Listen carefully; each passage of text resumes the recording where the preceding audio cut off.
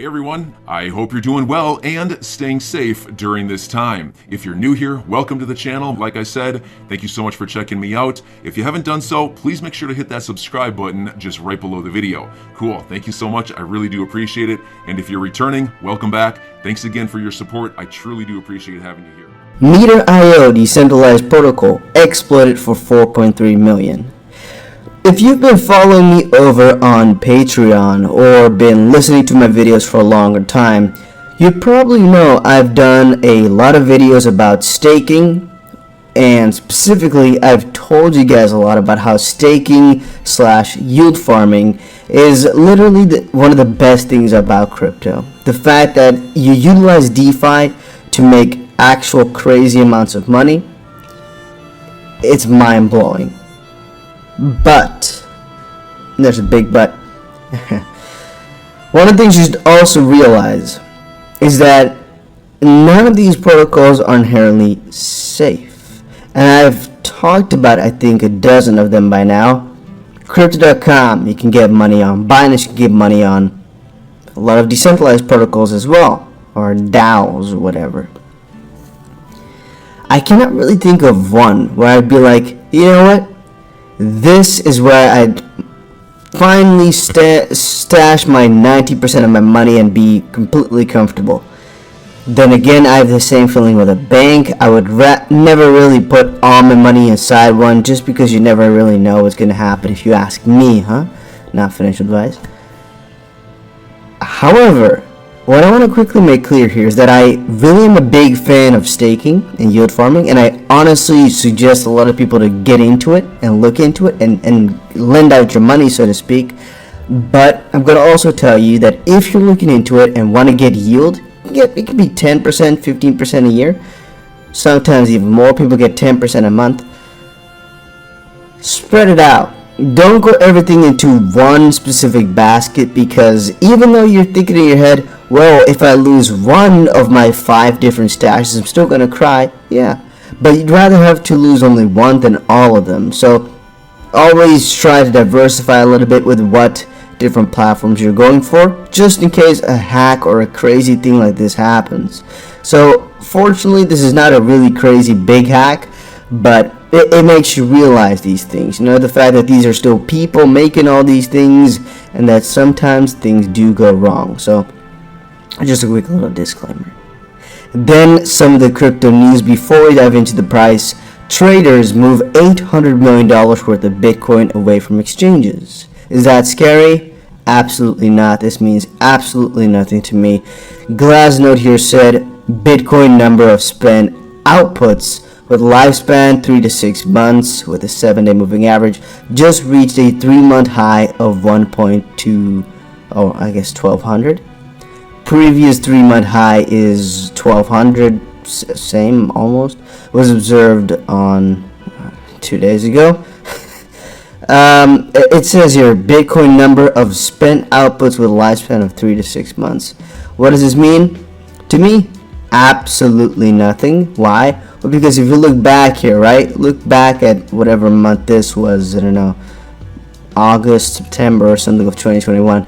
You can see that the numbers spiked like crazy and the price just dropped afterwards, and a little bit later the price spiked and this number spiked, but there's no real correlation between the price and whatever happens here. So you might say, oh, it's such a big discrepancy, it might, I don't know.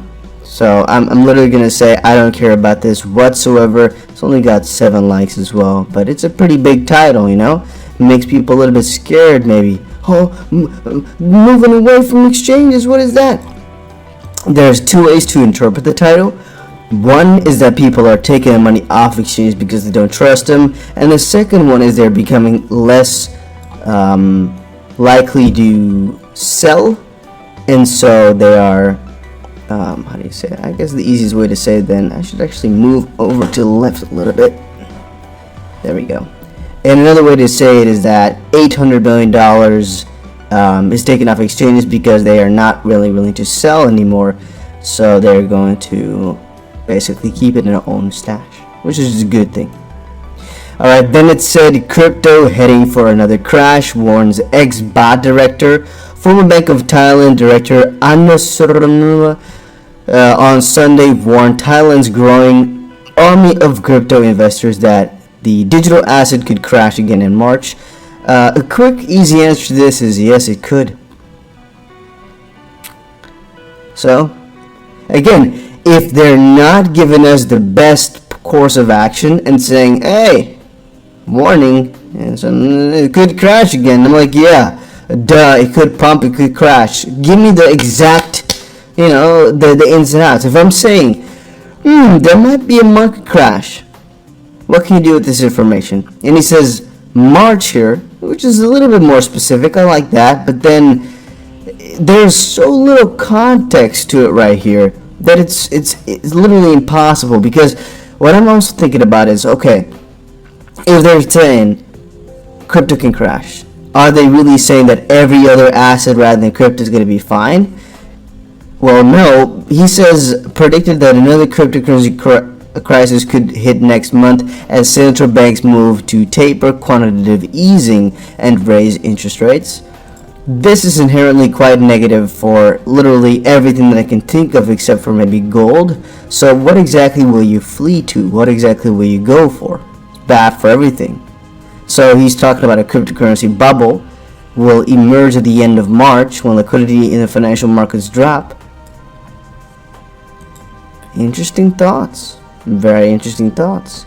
I think this is a little bit of an empty promise. Then again, he may be right in terms of the fact that it might crash a little bit more.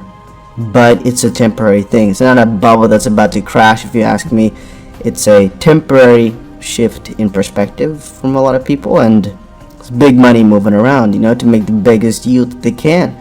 So if the money or if the market goes down, basically, people are noticing that there's money to be made somewhere else that's more or something like that. It doesn't really matter. I don't think it's going to be too significant, but at least we've been warned, I guess. Thank you for nothing. Alright, so there's also another article, and this is actually a lot of BS that I've seen today, guys, and I like to also dig through it, I guess, and kind of cover it for you guys so you can hopefully get some better insights out of this yourself. McDonald's crypto tweet was perfect bottom signal. What does that mean? Well, I can interpret it in a couple of different ways, but what it means is McDonald's, funny enough, was kind of saying, hey, you crypto Twitter guys, how is it hanging? When crypto was at the bottom, and then the price went up. That's it. It's not really a difficult story. It's not really a wonderful story in any way, shape, or form. That's it. So this article is completely baseless, stupid, has no meaning whatsoever. You cannot do anything with this information. They just had a tweet. It was right at that point. It's not a signal for anything. It does not mean anything. McDonald's is not manipulating the crypto market in that way. It is sort of getting a lot of attention to it, but this means absolutely nothing. So please, guys, don't dig in it too deep.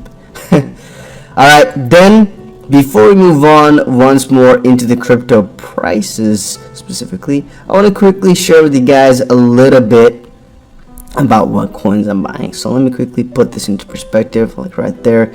So generally speaking, I've told you that in times like this, I think we should prioritize cryptos that are. Let me go for the full screen. Here's the microphone.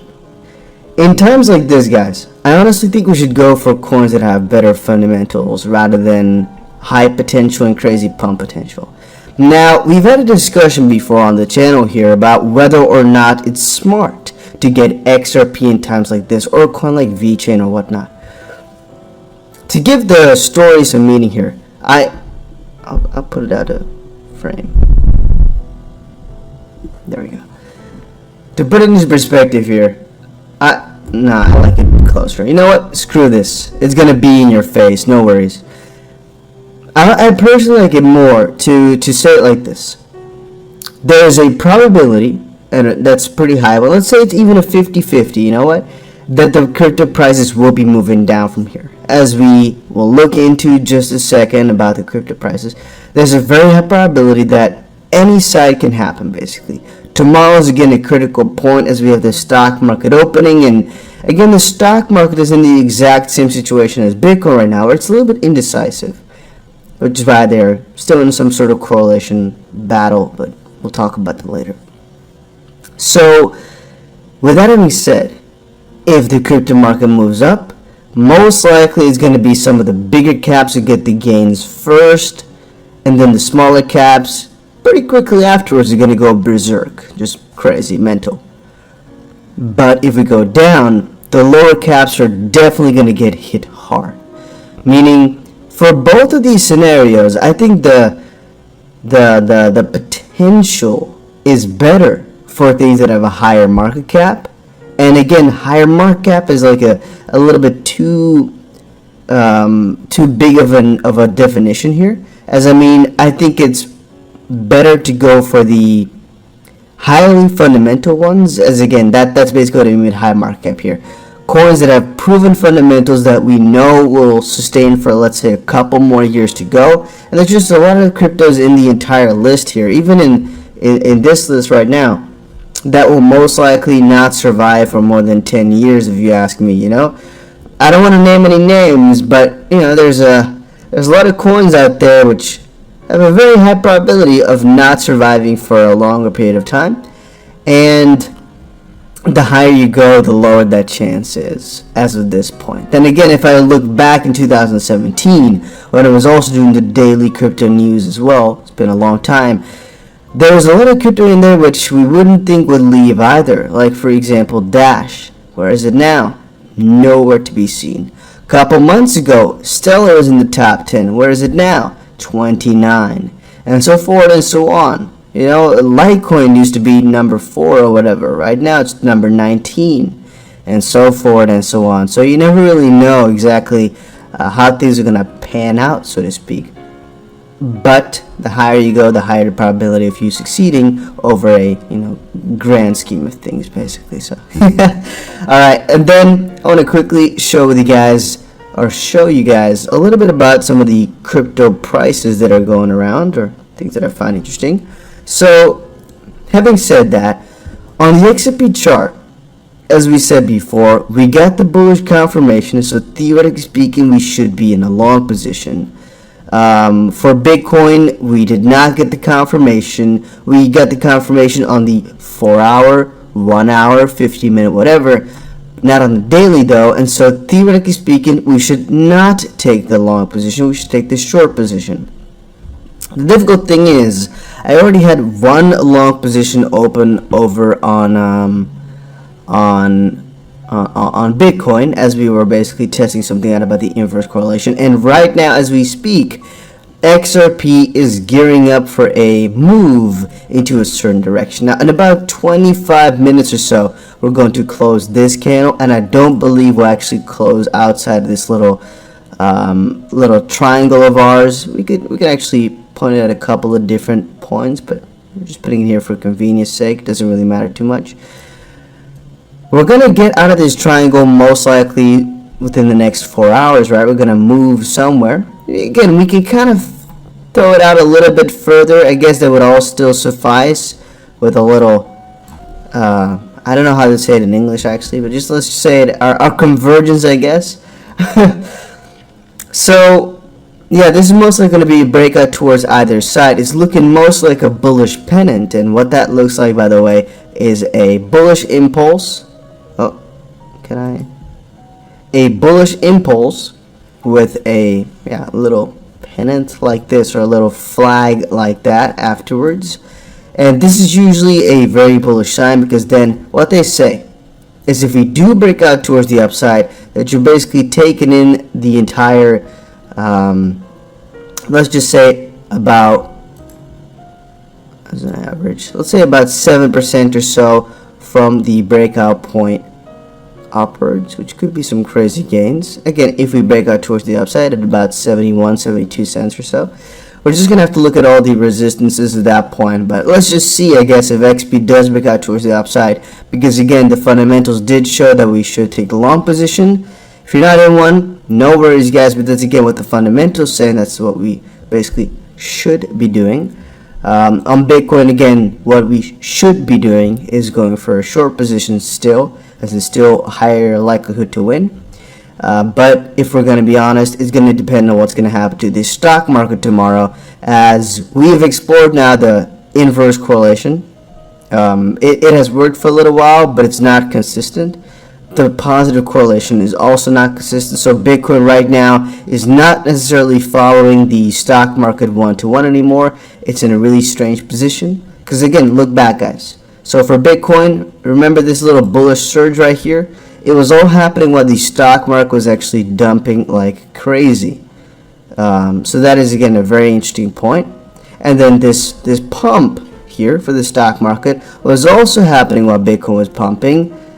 And then this dump here was also happening while Bitcoin was pumping. So that's why I'm saying not really easy to draw a correlation out of this. So the stock market is a little bit less important than before, but still quite critical. And it looks like XRP could again have a little shift. It's such an interesting space here, guys. We called out for 0.666 to be the most crucial point for right now. But it's a really interesting battle the last couple of days, guys. It's been a really interesting battle. Let me know down below what you think about the crypto prices. Right now, we're seeing almost no volatility whatsoever. You can see most of the cryptos are at about 1% down, 1% up, 2% down, 2% down, 3% down. Really not happening too much. The short position looks like the better, position to have as at this point, but it's so neutral that I'm like, ooh, this might actually not be the truth. Over the last hour or so, most cryptos are down 2%, I'm seeing. So we're seeing a little bit of a dump. Let us see how this plays out, guys. You know my thoughts, which are Bitcoin short position right now as we speak, XRP long position right now as we speak. But that's, again, just fundamentals. One of them definitely might not work out. We're watching for a breakout on the XRP chart right now as we speak as well. It might break out towards the downside, then the pennant is invalidated. We're going to be breaking down further, which again is a different strategy, different trade setup, different everything, It's also a funny little concept, I guess, to put out there that I'm your guy. I will keep you posted. I'm your advocate. I'll be back on a daily basis, usually multiple times per day, with these videos to keep you updated with everything going on. So I hope you enjoyed the video. If you haven't done so, make sure to hit that subscribe button. Feel free to share any of my videos with your friends, family, social media, or anybody who may care to listen. Thanks so much for your continued support. I'm always here for you. I want to help you through this time. So thank you so much for continuing to choose me. Enjoy your day, stay safe, and I'll catch you again probably in a couple hours. Thanks, everybody. See you later.